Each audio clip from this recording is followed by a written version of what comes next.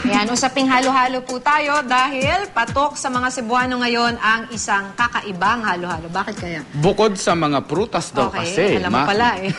At ibang sangkap nito, ay malasa rin daw. Pati ang yelong ginagamit ay kaya pala nagmamahal ang asukal. Maliban sa malamig. Ito na.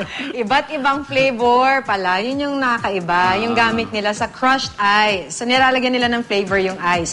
May cookies and cream, melon, pandan, chocolate, ube, at vanilla flavor. Parang ice cream na yung nilagay, ano?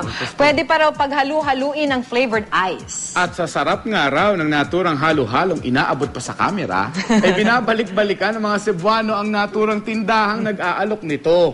Bukod sa malasa at mabisang pampawi ng init, pasok din ito sa budget. Bakit? Nagkakahalaga lang kasi ito ng 40 pesos kada baso. Hindi rin biro yun, 40 pesos. Oo nga, sa amin ay 5 pesos. Hindi, siguro mga 8 pesos na ngayon sa kanto. Pero masarap naman, kakaiba nga eh. Walang flavored ice.